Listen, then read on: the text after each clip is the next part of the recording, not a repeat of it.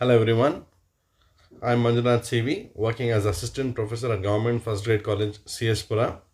Today I am here before you to present the topic Methods of Determining Correlation, which is a part of the subject Quantitative Analysis 2 from Chapter 1 Correlation for BCom students. ಇವತ್ತಿನ ಸೆಷನಲ್ಲಿ let us understand ಹೇಗೆ ಕೋರಿಲೇಷನನ್ನು determine ಮಾಡಬೇಕು, ಯಾವ ಆ ಮೂರು different methods ಇದೆ ಅನ್ನೋದನ್ನು ಈ ಕ್ಲಾಸಲ್ಲಿ ಚರ್ಚೆ ಮಾಡೋಣ. So just before we go head with determining the methods of correlation, let us have a recap of what we have studied in the previous 2 sessions. In the very first session, we began with the meaning of correlation, introduction to correlation, definition of correlation, and we saw an in-depth detail of uses of correlation. ಇಷ್ಟನ್ನು first ಸೆಷನಲ್ಲಿ ಅರ್ಥ ಮಾಡ್ಕೊಂಡ್ವಿ. Second ಸೆಷನ್ನಲ್ಲಿ ನಮ್ಮ focus was on types of correlation. So types of ಕೋರಿಲೇಷನಲ್ಲಿ ಏನೇನು ನೋಡಿದ್ವಿ, ಅಲ್ಲಿ ಬೇಸಿಕಲಿ 3 ಡಿಫ್ರೆಂಟ್ ಬೇಸಿಸ್ ಮೇಲೆ ಕೋರಿಲೇಷನನ್ನು ಕ್ಲಾಸಿಫೈ ಮಾಡಿದ್ದೀವಿ. So coming to session number 2, session number 2 ಅಲ್ಲಿ ಏನಪ್ಪ ಡಿಸ್ಕಸ್ ಮಾಡಿದ್ವಿ ಅಂದರೆ ದ ಡಿಫ್ರೆಂಟ್ ಟೈಪ್ಸ್ ಆಫ್ ಕೋರಿಲೇಷನನ್ನು ನಾವು ಡಿಸ್ಕಸ್ ಮಾಡಿದ್ವಿ. ಏನೇನಪ್ಪ ಡಿಫ್ರೆಂಟ್ ಟೈಪ್ಸ್ ಆಫ್ ಕೋರಿಲೇಷನ್ನು? ಬ್ರಾಡಾಗಿ 3 ಡಿಫ್ರೆಂಟ್ ಕ್ಲಾಸಿಫಿಕೇಷನ್ಸ್ ಮೇಲೆ ಕೋರಿಲೇಷನನ್ನು ಬೈಫರ್ಕೇಟ್ ಮಾಡಿದ್ವಿ. So first one was on the basis of degree of correlation. ಎರಡನೇದು on the basis of number of variables, ಮತ್ತು ಮೂರನೇದು on the basis of linearity.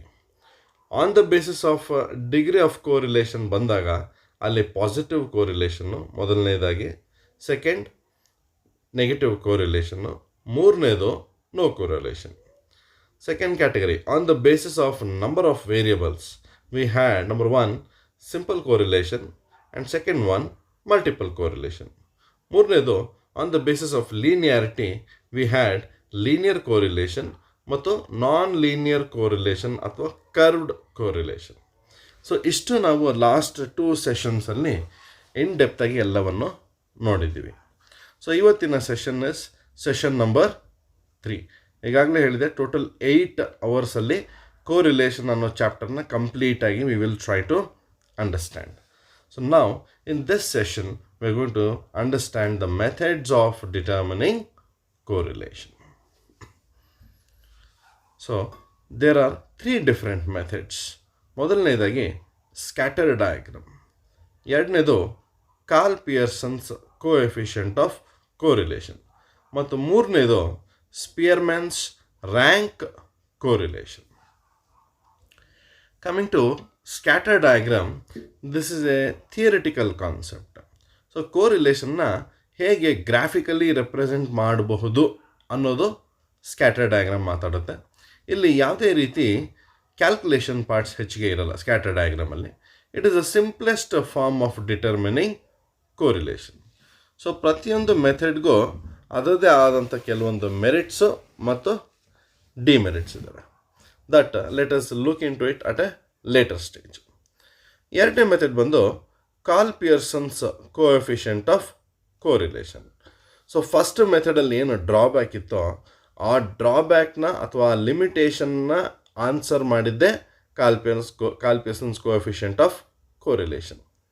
ಮತ್ತೊಂದಿದೆ Spearman's rank correlation ಅಂತ. ಏನು ಎರಡಕ್ಕೂ ವ್ಯತ್ಯಾಸ? ನಮ್ಮಲ್ಲಿ ಕೆಲವೊಮ್ಮೆ ಮೆಷರ್ ಮಾಡಬೇಕಾದ್ರೆ ವೇರಿಯಬಲ್ಸ್ನ ಕೆಲವೊಂದು in terms of quantity measure ಮಾಡಿಬಿಡೋದು, ಕೆ ಜಿಸಲ್ಲಿ, ರುಪೀಸಲ್ಲಿ, ಗ್ರಾಮ್ಸಲ್ಲಿ, ಲೀಟರ್ಸಲ್ಲಿ, ಇವನ್ನೆಲ್ಲ ಈಸಿಯಾಗಿ you can measure those terms. In other words, the variable is of quantitative in nature. When the variable is of quantitative in nature, we will use Karl Pearson's coefficient of correlation. But ಕೆಲವೊಮ್ಮೆ ಹೇಗಪ್ಪ ಅಂದರೆ check the intelligence quotient of the students.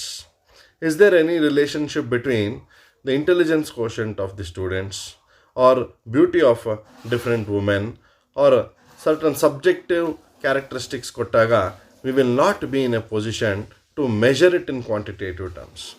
ಆವಾಗ ನಾವೇನು ಮಾಡ್ತೀವಿ, ಕೆಲವೊಂದು assumptions basis ಮೇಲೆ ranks ಕೊಡ್ತಾ ಹೋಗ್ತೀವಿ. ಆಗ ರ್ಯಾಂಕ್ಸ್ ಕೊಟ್ಟಾಗ That is what is called as Spearman's rank correlation. So simple ಆಗಿ ಹೇಳಬೇಕು ಅಂದರೆ ಕ್ವಾಲಿಟೇಟಿವ್, ಐ ರಿಪೀಟ್, ಕ್ವಾಲಿಟೇಟಿವ್ ಟರ್ಮ್ಸ್ನ ಮೆಷರ್ ಮಾಡೋದಕ್ಕೆ, the correlation between qualitative terms, we use Spearman's rank correlation. To measure the correlation coefficient between quantitative terms, we use Karl-Pearson's coefficient of correlation. And scatter diagram is just a theoretical concept, and we use it to represent the coefficient of correlation in a graph by plotting the diagram, plotting the dots or points on the graph. So this is a brief introduction to the methods of determining coefficient of correlation. ಈಗ ಒಂದೊಂದನ್ನು ಸಹ let us start looking into detail. The first method, which is called as scatter diagram. ಈಗಾಗಲೇ ಹೇಳಿದೆ, scatter diagram is a graph of observed plotted points where each point represents the values of x and y as a coordinate. So values of x ಇರುತ್ತೆ ಒಂದು variable, ಎರಡನೇ variable y ಅದರ values ಇರುತ್ತೆ. So ಒಂದು graph draw ಮಾಡಿದಾಗ x ಮತ್ತು y ವ್ಯಾಲ್ಯೂಸ್ನ graph ಮೇಲೆ ಪ್ಲಾಟ್ ಮಾಡ್ತಾ ಹೋಗ್ತೀವಿ. ಪ್ಲಾಟ್ ಮಾಡಿದ ನಂತರ we will get an idea of whether it is a positive correlation or whether it is a negative correlation.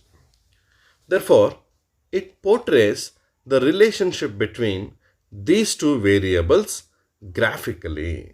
ಈಗಾಗಲೇ ತಮಗೆಲ್ಲ ತಿಳಿಸಿದ್ದೆ, scatter diagram is a method of measuring coefficient of correlation theoretically, that is graphically. ಇಲ್ಲಿ ಏನಪ್ಪ ಆಗುತ್ತೆ ಅಂದರೆ, ನಾವು ಯಾವುದೇ ರೀತಿ ಸ್ಪೆಸಿಫಿಕ್ ಮ್ಯಾಥಮೆಟಿಕಲ್ ವ್ಯಾಲ್ಯೂಸ್ನ ಕೊಡೋದಿಲ್ಲ. That is why we represent it graphically. Now let us look at a few examples. ಹೇಗೆ ಪಾಸಿಟಿವ್ ಕೋರಿಲೇಷನ್ನ ಹೇಗೆ ಪ್ಲಾಟ್ ಮಾಡ್ತೀವಿ ಸ್ಕ್ಯಾಟರ್ ಡಯಾಗ್ರಾಮಲ್ಲಿ, ಮತ್ತು ನೆಗೆಟಿವ್ ಕೋರಿಲೇಷನ್ನ ಯಾವ ರೀತಿ ಸ್ಕ್ಯಾಟರ್ ಡಯಾಗ್ರಾಮಲ್ಲಿ we have to plot the values.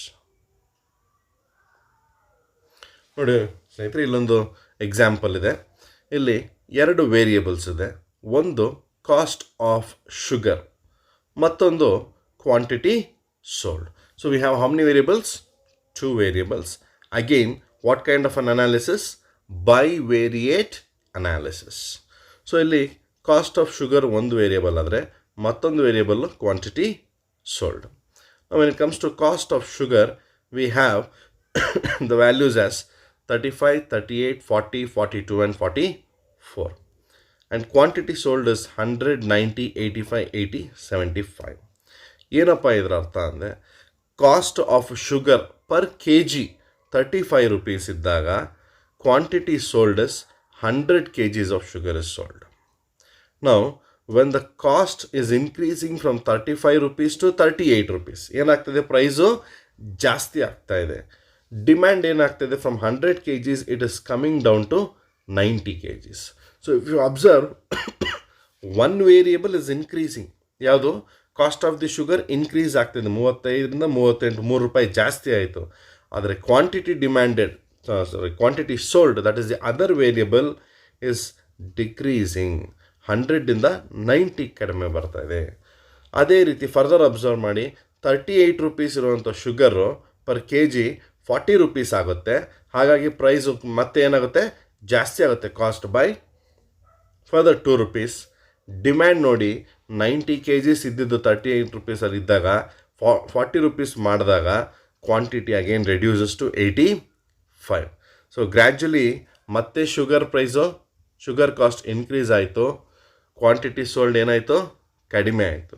So if you observe similarly, 40 ಇರೋದು 42 ಆಗುತ್ತೆ ಎಕ್ಸ್, 85 ಇರೋದು 80 ಆಗುತ್ತೆ ಕ್ವಾಂಟಿಟಿ sold.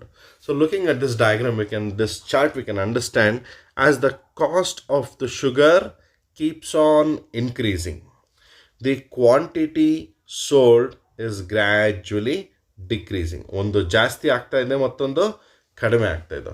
ಸೊ ಈ ಎರಡು ವೇರಿಯೇಬಲ್ಸ್ ರಿಲೇಷನ್ಶಿಪ್ ಹೇಗಪ್ಪ ಇದೆ ಅಂದರೆ, ಅಪೋಸಿಟ್ ಡೈರೆಕ್ಷನ್ನಲ್ಲಿದೆ. ಒಂದು ಜಾಸ್ತಿ ಆದರೆ ಮತ್ತೊಂದು ಕಡಿಮೆ ಆಗುತ್ತೆ. Therefore when the variables move in opposite direction. The relationship between those variables can be called as they are negatively correlated. ನೋಡಿ ನೋಟ್ ಹಾಕಿದ್ದೀನಿ ಇಲ್ಲಿ. The cost and quantity are negatively correlated. ಈಗ ಕ್ವಶನ್ ಅರ್ಥ ಆಗಿದೆ, ಸೊಲ್ಯೂಷನ್ನು ಗೊತ್ತಾಗಿದೆ.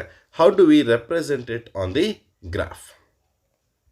ಈಗ ಕಾಸ್ಟ್ ಅನ್ನೋದನ್ನು we have taken it on the X axis and quantity sold ಇರೋದನ್ನು we have taken along the y axis, and we have plotted all the values of cost. 35, 36, 37 goes on up to 43. It should be actually 44. Kindly make the changes.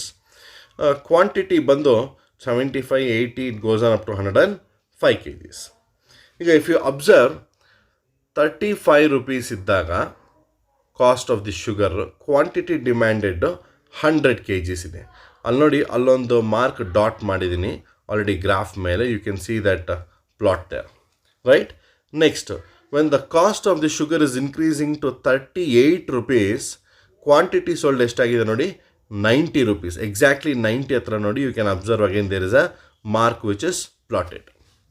ಅದೇ ರೀತಿ when the cost is increased to 40 rupees, the quantity sold is 85 kgs, and if you observe near 85 and 40 ಆ ಜಂಕ್ಷನಲ್ಲಿ ಅಲ್ಲೊಂದು dot mark ಆಗಿದೆ. So ಈ ರೀತಿ I have marked all the plots or dots on the graph. ಈ ಇಷ್ಟು dots mark ಮಾಡಿದ್ಮೇಲೆ ಒಂದು line ಎಳೆದಾಗ, ಸ್ಟ್ರೈಟ್ ಲೈನ್ ಎಳೆದಾಗ, you can observe that all the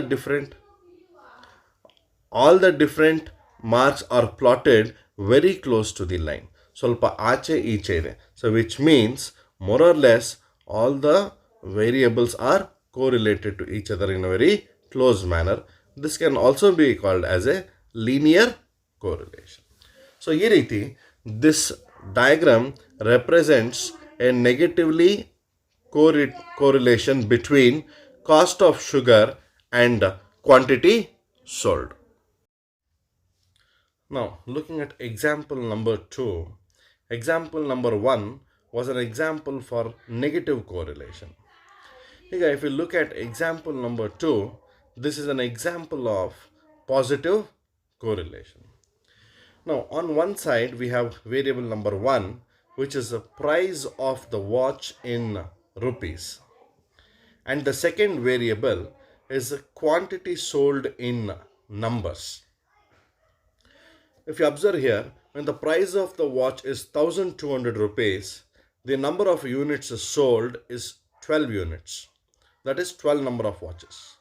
When the price increases from 1200 to 2500, the quantity, that is number of watches sold, increases from 12 to 15. Similarly, when the price increases from 2500 to 3500, the number of watches sold increases from 15 to 20. So if you see both the variables, left side this is the number of watches and here it is the quantity sold, both are increasing gradually.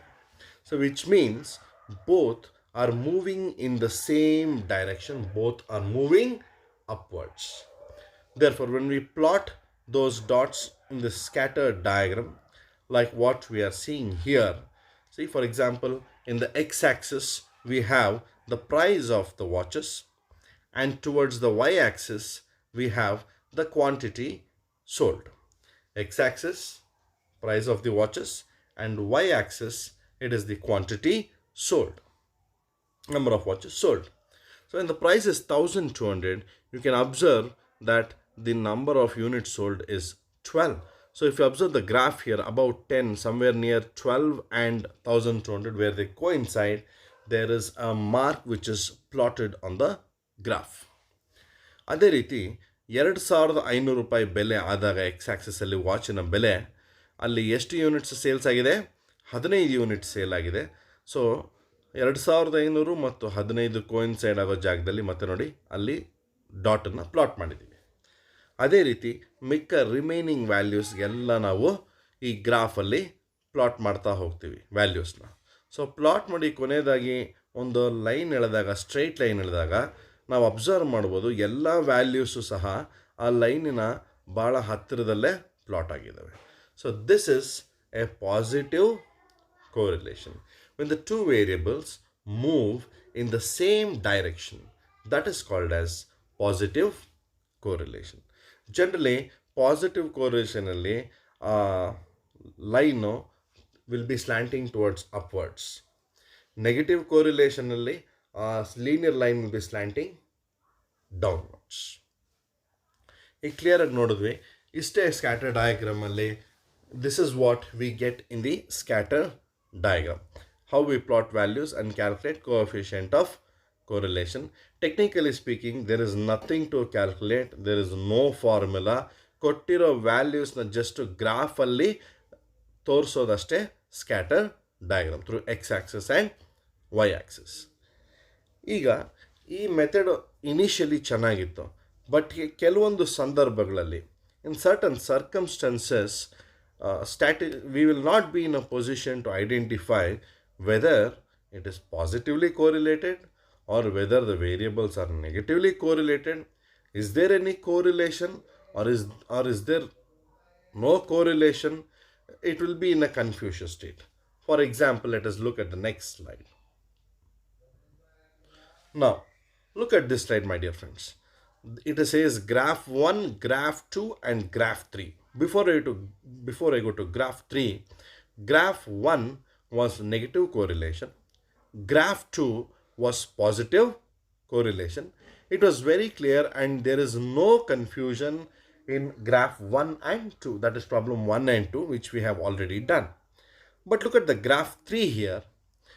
Here, the values are plotted at 35 and 70, the first place. Second is somewhere between 41 and 65. Then 44 and 75. If you look at this, there is no one particular direction. Different people can interpret it in a different way, stating some people can state there is a positive correlation. Some can say that there is a negative correlation. We can also state that there is no correlation. So there is a question mark. Why? And how can we decide what is the type of correlation? So, for situations like this, statisticians came to a conclusion that scatter diagram cannot be used in all kinds of situations. Further, there is a drawback of scatter diagram that it does not give a mathematical value. It only indicates the direction. It only indicates the degree of correlation. Is it increasing? Is it decreasing? Is it positive? Is it negative? Or is there no correlation?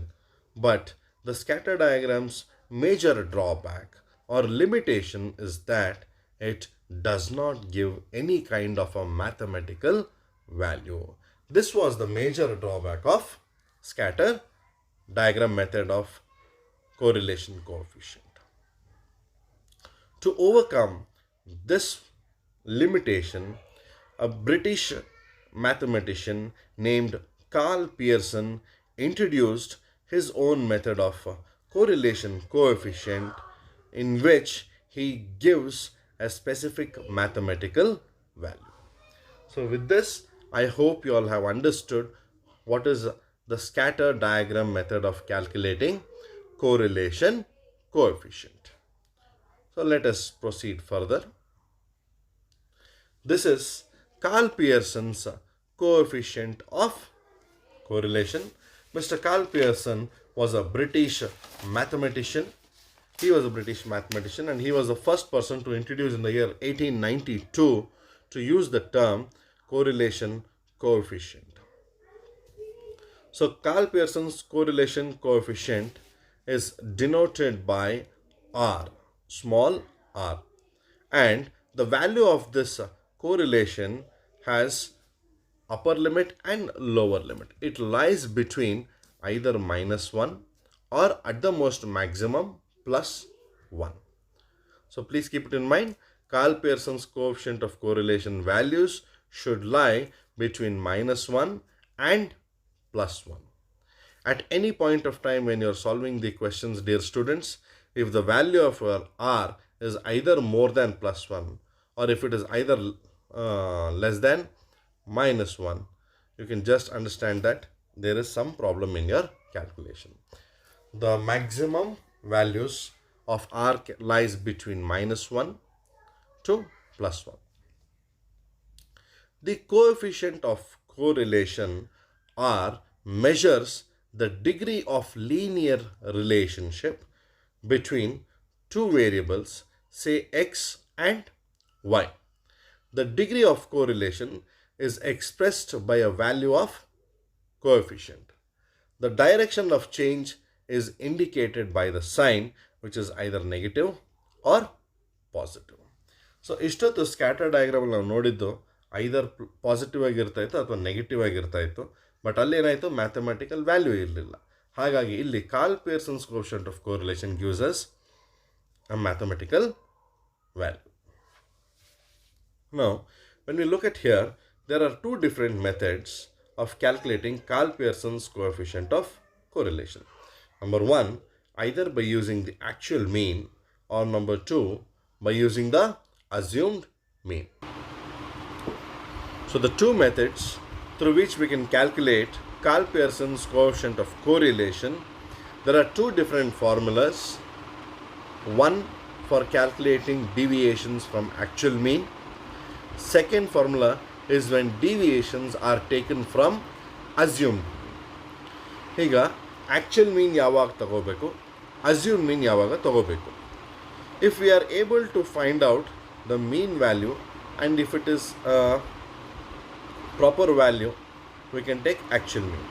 But if the actual mean is recurring in decimals, then it will be difficult for calculations.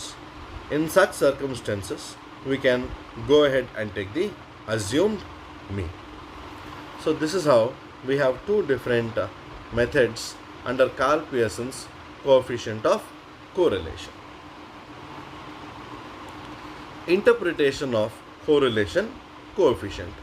Just now we said that Karl Pearson's coefficient of correlation, the range lies between -1 and at the most +1. So if it is 1, it means it is a perfect correlation. I repeat, if the value of R is equal to exactly 1, it means there is a perfect correlation. If R is equal to +1, it means the correlation between the two variables is said to be positive and perfect. +1 indicates perfect positive correlation. Similarly, when R is -1, it indicates perfect negative correlation. And if R is 0, neither +1 nor -1, and if it is exactly 0, it means there is no correlation between the two variables. I mean, no linear correlation between the two variables. So this is how we interpret correlation coefficient. Coming to next, the topic, what are the properties of correlation coefficient? ಈಗಾಗಲೇ ಹೇಳಿದ್ವಿ, symbolically the value of R should lie between -1 and +1. Second, the correlation coefficient is independent of the change of origin and scale.